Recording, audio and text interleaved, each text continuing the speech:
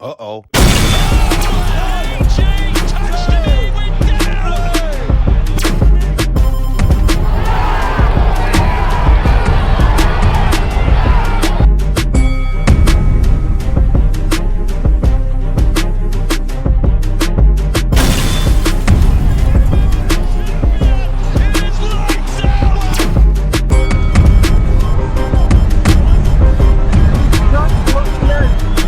In her last two fights. Good way hitting him from that way down.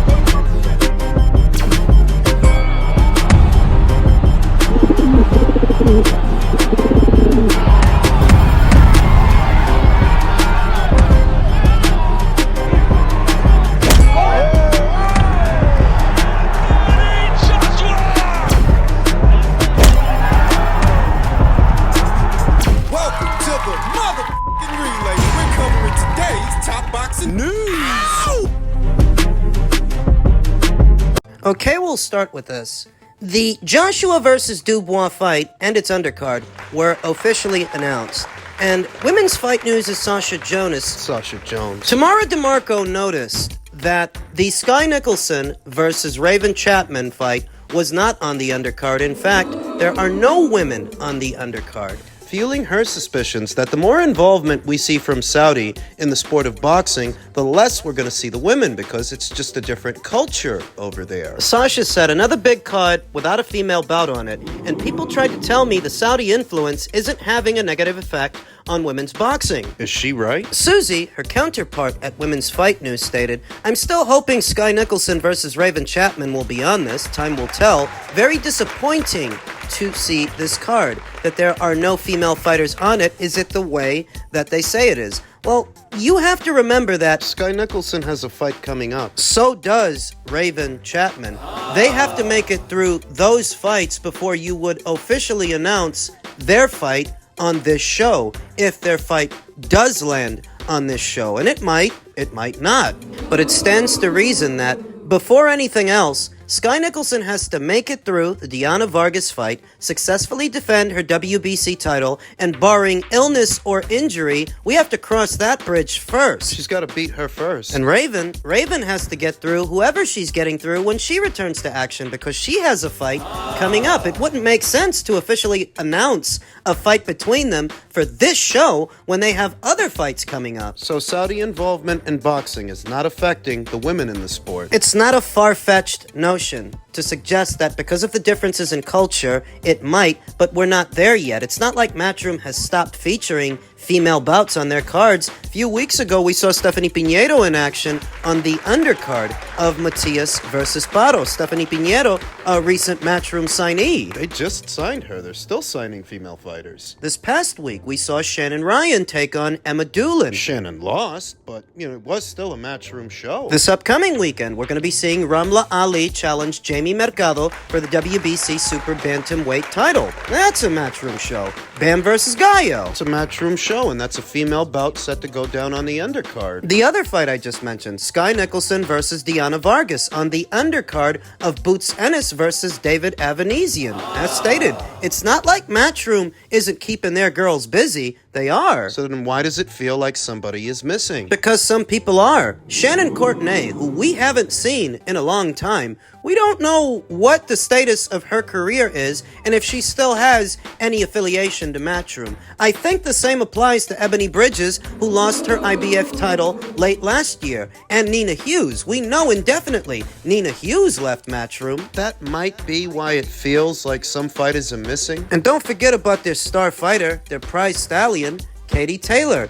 If it kind of sort of feels like Katie is missing in action, that we should have seen something else by now, it's because she's fighting Amanda Serrano later on this year on Netflix. Originally, it was supposed to happen sooner, but Mike Tyson got sick. So they postponed the fight. But the fight isn't off. They didn't cancel it outright. It's still on schedule, and it's still supposed to go down. The thing is, it's not Matchroom paying for it. It's Netflix paying for it. And given what they're paying for it, that's a lot of money, which is good. What are you saying? That Matchroom hasn't stopped putting on female bouts. They just put on quite a few, and they're putting on a few more during the summer months. And If for some reason it feels like some fighters are missing in action, they might be, but that has nothing to do with the Saudis. It literally doesn't. Whatever Shannon Courtenay's got going on that's kept her out of the ring for as long as she's been out of the ring, that's a Shannon Courtenay issue. The same applies to Ebony Bridges. Whatever's keeping her from coming back, it has everything to do with Ebony and nothing to do with the Saudis. And Nina Hughes? Why did Nina Hughes leave Matchroom? Nina left Matchroom because there were no champions at Matchroom for her to unify with. That's why she left, but that ain't got nothing to do with the Saudis. So you're saying that Saudi involvement in the sport of boxing has had no effect on women in sport, women's boxing? None that I can see. That, granted, the shows that they've put on, the shows that they paid for, they didn't have any female fighters on them, but that didn't stop Matchroom from putting their Valkyries in other shows. Earlier this year, did we not see Sandy Ryan batter Terry Harper? Did we not see Rhiannon Dixon become a world champion? Did we not see Ellie Scottney unify titles with then unbeaten Sigaline Lafarve? And do they not have other female bouts on schedule set to go down during the summer months? They do. Then on that premise, I would say no. Saudi involvement in the sport is not having an adverse effect on women's boxing. Maybe it seems that way because there's no female fighters on this particular show. Or any of the shows that they've done and they've paid for, but they are in other shows. Bottom line. I wouldn't jump to the conclusion that the Saudis are having an adverse effect on women in boxing, that what you may be noticing is attributed to other outlying factors. Now, as it pertains to the undercard of the aforementioned Joshua versus Dubois fight that was officially announced earlier today. Solid. Good. Very good, but not great. I'm not blown away by it, but many of these matchups are solid matchups. I mean, I do like Joshua Buatsi versus Willie Hutchinson. No, it's not Buatsi versus Yard, but we can't blame Buatsi for what are Anthony Yard's promotional issues, now can we? No. Buatsi versus Hutchinson is a solid fight. Josh Kelly versus Liam Smith. Not a bad fight. Not a fight that blows me away. Doesn't really blow me away because I feel like Josh Kelly should have been fighting the likes of a Liam Smith or someone like him several fights ago, that for a standout amateur, you are expected to hit the ground running. Josh's problem? Is that when he did, he ran into a wall named David Avanesian. Thus, the matchmaking beyond that fight has been a lot more cautious and careful. That doesn't make this a bad fight. This is not a bad fight. It's just not a great one either, because the last time we saw Liam Smith, he got knocked out by Chris Eubank in what was their rematch. He hasn't rebounded off that loss yet. So this is a good fight. It's a good fight. Not a great fight, but it's good. Newly crowned IBF champion Anthony Kakache will be taking on former champion Josh Warrington. I did not expect this. Isn't Josh Warrington coming off of two back-to-back losses? He is. A majority decision loss to Luis Lopez in late 2022, and a knockout loss to Lee Wood last year. For that, he gets a shot at the IBF title, Anthony Kakache's newly obtained IBF title. Lose 2 fights, you get a title shot. Wasn't Anthony Kakache under orders to satisfy his mandatory challenger, Sugar Munoz? It was veteran boxing scribe Dake Jonovan who said he's told that Anthony Kakache's team has yet to contact the IBF to file for an exception from mandatory title defense versus Eduardo Sugar Nunez. Kakache versus Josh Warrington was announced today as an IBF title fight, but still needs sanctional approval. They're trying to give Anthony Kakache a little bit more time with that IBF title. That's what it is. Because if he were to fight Sugar Nunez next, Sugar would do to him what he did to Joe Cordina, and they know it. So they would rather give Josh Warrington a crack at the apple than give Sugar his. I'm not a fan of this fight. I don't like Kakache versus Warrington. How many more title shots is Josh Warrington gonna get? Didn't he get one at Luis Lopez? Then another at Lee Wood. Now he's getting another one at Kakache. What the fuck? I don't really like that fight. Shiraz versus Denny is alright. Shiraz versus Denny, but I'm not as intrigued by that as I would have been by Shiraz versus Eubank. Remember, that's what the rumor was. That Hamza Shiraz, on the heels of his big win over Mo Williams, then unbeaten, he would be facing Chris Eubank Jr., who had just achieved free agency. He has split from Wasserman Promotions, and it was originally thought that's who Hamza would be fighting. Think Chris Eubank would have gave him a better fight? Not really. I was just looking forward to seeing Chris get knocked out again. Yeah. Auditing the card, It's not a bad card, you know? I mean, some of these fights might have very good aesthetics, make for entertaining matches. It just doesn't really blow me away, that's all. I expected a little more, But it's good. if I had to compare it to something, you know, the August show where Terence Crawford is headlining with Israel Madrimov, I feel that that is a stronger card. That is a much stronger undercard than this one is comparatively. But this ain't bad. You know, it just ain't great. Whether or not Sky Nicholson versus Raven Chapman might be added to this show, provided they both win their upcoming bouts. Your guess is as good as mine. I think it would be a welcome addition to this card. But we'll see. And so the card in its entirety will be billed as a box office fight and distributed across all major platforms in the United Kingdom. That's TNT, that's DAZN, and Sky Sports in an effort to optimize exposure and promotion for the show. It's available to consumers on any one of these major platforms that will all be pushing the card. Is it gonna be a pay-per-view in America? That's a question that needs an answer, because when you look at the undercard and you look at the main event, it seems clear that this is geared primarily towards a British audience, not an international one. It wouldn't make sense to put this behind a paywall for, say, an American consumer, as Americans are not familiar with, say, Anthony Kakache or Hamza Shiraz. Josh Kelly, Liam Smith, just the bulk of the undercard. They are not familiar with those fighters, even if they are familiar with the fighters in the main event. What DAZN should look to do is bolster subscriptions. Just regular subscriptions. Not the annual, not the yearly plan. So say you're in America, you know, and you want to see this show, it should really only run you about $24. That seems a fair price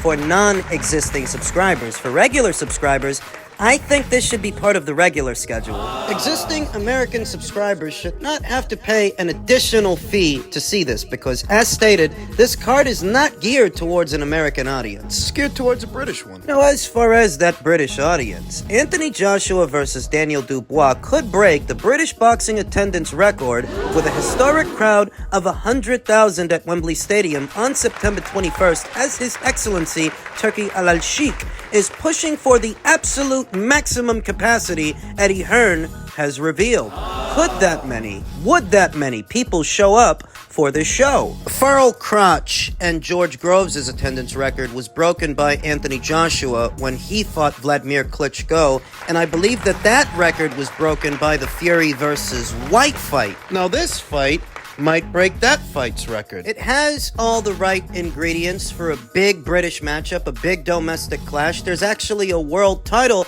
on the line. Some think it dubious. But Daniel Dubois has been elevated to full IBF champion, even though he lost to Alexander Usyk. But what you have to remember is Usyk wasn't forced to give the title up. He wasn't stripped of it. He gave it up willingly. I have my theories, my own suspicions as to why he did that. He may have been given a financial incentive to do so. And there's nothing wrong with that. I don't think there's anything wrong with that, but some people won't view Daniel as a legitimate champion, a bona fide champion going in, given these circumstances. One way that he can change their mind is by winning the fight, proving that he's better than Anthony Joshua, the two-time former heavyweight champion. I've already seen it said in some circles that Daniel Dubois is a paper champion. He's only a champion on paper. He didn't really earn that belt. And I have mixed feelings about that.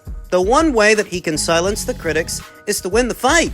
Win the fight, extend his reign as a champion. Defend the title against whoever steps up to take it from you. There are a lot of different ways to get at a world title, but one way that a champion can further legitimize his reign as a champion is successful title defenses. Now, I don't actually think Daniel is going to be successful in this one. I've made my pick. I made my pick already. I think Anthony's going to beat him. I think Anthony's going to stop him. So if Daniel Dubois is the newly crowned IBF champion as of today, he will be champion throughout all of July, all of August, and most of September. So he will have been champion for roughly 2.5 to 3 months. Just about 3 months, because I do think Anthony's going to beat him. And if and when he beats him, Anthony Joshua will become a 3-time heavyweight champion, part of a short list of fighters that have held a heavyweight title 3 times. You're talking about Muhammad Ali, Michael Moorer, Evander Holyfield, Lennox Lewis, Vitaly Klitschko, and presumably Anthony Joshua, if he wins in September. He would be only the 6th heavyweight to have become a champion at the weight 3 times. If he can bring Daniel Dubois' title reign to an abrupt end, and it seems that there's no love lost between the two, that they clashed and had to be pulled apart while filming their face-to-face sit-down interview together today. Eddie Hearn has revealed it was at the end when they said September 21st and not before. And Daniel said, well, if you want to go now, I'll go now. AJ said, do you want me to smash this chair across your face? Don't ever disrespect me like that again. And he went for him. They had to be pulled apart. Oh, he hit me so hard, I went to the moon and came back. Bit of sarcasm in there. Because it is. A lot of people around that time were talking about, they done this to AJ in sparring and that to AJ in sparring, and none of it was true. How were those spars, though, with Daniel? Good, I told you, the boy can fight. The boy can fight. So the rivalry between these two has been fueled over the years by a rumor about a sparring session that took place many years ago that Anthony Joshua has now dispelled. That no, Daniel never actually dropped him in sparring, even though that rumor has been around for years. And for years, I dismissed it. Because if Jim's stories were the final word on what happens in an actual fight, well then Bivol would have lost to Zerto. Since Zerto beat him up in sparring, Bivol beat him up in a real fight. Under the hot lights. That even if I were to have entertained that rumor, it doesn't matter anyway, because sparring sessions in and of themselves don't dictate the outcomes of actual fights. Though I suppose now it's neither here nor there, because according to Anthony, that rumor wasn't true anyway. That didn't happen. So why would they lie? Well, remember when the rumor first started, and remember that Anthony was buzzing. He was already very popular at the time, and one can make the inference that in order to help promote Daniel, they manufactured that rumor. That maybe Daniel did all right in sparring, all right, but he didn't drop. You didn't drop him in sparring. You're exaggerating, and you're exaggerating as a vehicle to help promote Daniel, because I've long felt that when Frank found this kid, what he wanted him to be was his answer to Matchroom's Anthony Joshua. He wanted him to be the anti-Joshua. So they start up this rumor that he beat him up in sparring, and you ride that wave to help promote your fighter. Stranger things have happened in the name of promotion within the sport of boxing than somebody exaggerating about a sparring session. I can totally believe they exaggerated about the sparring. Which really doesn't matter anyway, because a lot of time has passed since then. That was a very long time ago. These are two very different fighters, more experienced fighters now than they were then. Ultimately, Daniel has to prove he's worthy of holding that alphabet title by making it past Anthony Joshua. And unfortunately for Daniel, I don't think it's going to work out. I know that Daniel is coming off 2 very good wins over 2 unbeaten fighters in Jarrell Miller and Filip Prgovic. But understand, good wins those might be. None of those 2 guys had all the experience under the hot lights at this level that Anthony has had. They don't. Those 2 fighters don't have the diverse skill set, and tools, characteristics that Anthony Joshua has. I have Anthony stopping Daniel inside of 6 rounds. What I think, Don Charles is going to tell Daniel to jump on him right away, kill him quick. And he's going to jump face first and do a right hand.